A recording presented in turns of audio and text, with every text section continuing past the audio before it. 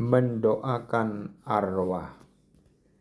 Siapa yang mati dalam rahmat dan dalam persahabatan dengan Allah, namun belum disucikan sepenuhnya, memang sudah pasti akan keselamatan abadinya, tetapi ia masih harus menjalankan satu penyucian untuk memperoleh kekudusan yang perlu supaya masuk ke dalam kegembiraan surga. Gereja menamakan penyucian akhir para terpilih yang sangat berbeda dengan siksa para terkutuk, purgatorium, api penyucian. Katekismus Gereja Katolik 1030-1031. Kutipan ajaran gereja ini menunjukkan bahwa ada sebuah perjalanan tertentu yang harus dilalui oleh arwah orang beriman sebelum masuk ke dalam visio beatifika, pandangan yang membahagiakan, istilah surga dalam tradisi Katolik. Perjalanan itu adalah sebuah penyucian jiwa. Sangat sedikit jiwa yang langsung mencapai surga. Sebagian besar harus melewati penyucian akhir purgatorium ini. Demikianlah kata Alexander Hales, seorang teolog Fransiskan abad pertengahan 1170 sampai 1245.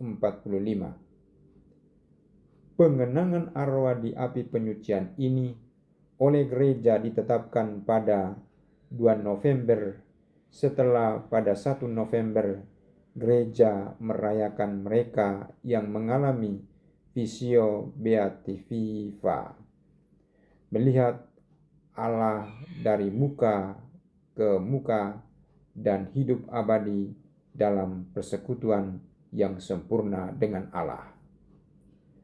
Tanggal 2 November mengingatkan pentingnya dan perlunya kita sebagai umat beriman yang masih hidup di dunia untuk mendoakan arwah orang beriman, khususnya mereka yang memiliki relasi dekat semasa hidupnya. Mendoakan arwah merupakan bukti bahwa kematian tidak menutup pintu kasih dan perhatian kita kepada mereka yang sudah mendahului kita. Bahkan jauh sebelum tradisi Katolik, tradisi Yahudi juga sudah mempraktikkan doa kepada arwah umat beriman.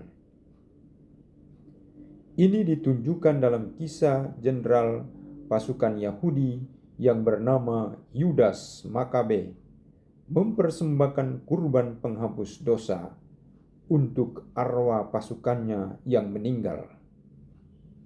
Seandainya Yudas Makabe, tidak berpengharapan bahwa mereka yang telah meninggal itu bangkit kembali, sungguh bodoh dan sia-sialah mendoakan orang-orang yang meninggal. 2 Makabe bab 12 ayat 43 sampai 44. Kita mendoakan arwah umat beriman karena kita percaya akan kebangkitan. Dan jika orang yang mengenal Allah pasti akan mengalami hidup kekal bersama dengannya. Kepercayaan ini dapat didasarkan pada perkataan Yesus sendiri dalam Injil Yohanes yang menegaskan bahwa Allah menghendaki supaya mereka yang percaya kepada Yesus beroleh hidup yang kekal dan dibangkitkan oleh Allah pada akhir zaman. Yohanes bab 6 ayat 40. Fisik manusia memang rapuh dan akhirnya mati menjadi debu. Namun jiwa dan kesadarannya tetap abadi. Kita perlu mendoakan mereka yang sedang berada di api penyucian, karena mereka sebenarnya masih memiliki ikatan kesatuan dengan mereka yang terberkati di surga, dan kita yang sedang bersiara di dunia ini. Penting disadari, mendoakan arwah sebaiknya jangan dipandang sebagai barter dengan Allah, agar jiwa-jiwa dapat dipercepat masuk ke surga dan tidak lama-lama di api penyucian. Mendoakan arwah bukanlah semacam pembayaran hutang dosa mereka yang dilakukan oleh pihak kita. Allah kiranya tidak bisa disamakan dengan pedagang atau pejabat yang memperlancar proses jika pembayaran dilakukan dengan tepat. Mendoakan arwah perlu dipahami sebagai ungkapan kasih yang melimpah demi kebahagiaan mereka. Mendoakan arwah dapat dipahami juga sebagai ungkapan solidaritas kita untuk menemani mereka yang sedang berproses dalam penyucian menuju kebahagiaan sempurna bersama Allah.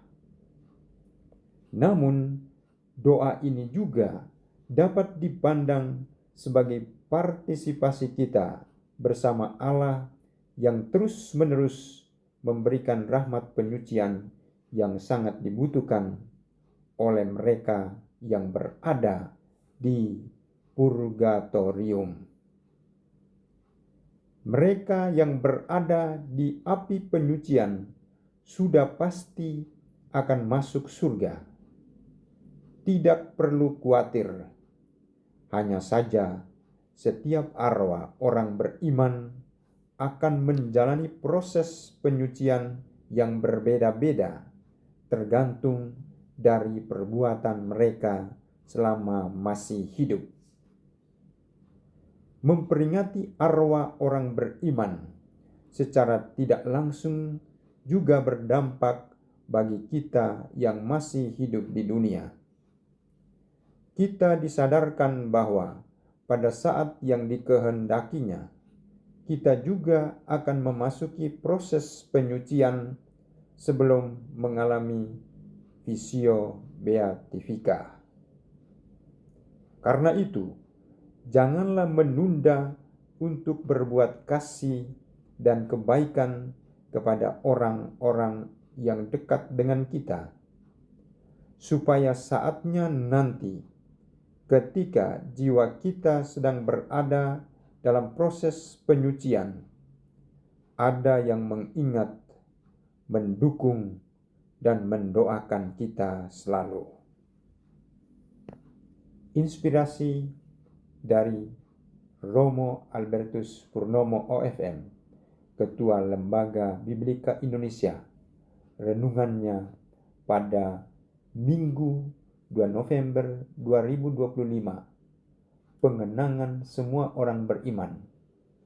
Sumber 2 Makabe bab 12 ayat 43 sampai 46, Mazmur 143 ayat 1 sampai 2, ayat 5 sampai 6, ayat 7ab, 8ab, dan ayat 10. Bacaan kedua 1 Korintus bab 15 ayat 20 sampai 24a, 25 sampai 28. Injil Yohanes bab 6 ayat 37 sampai 40.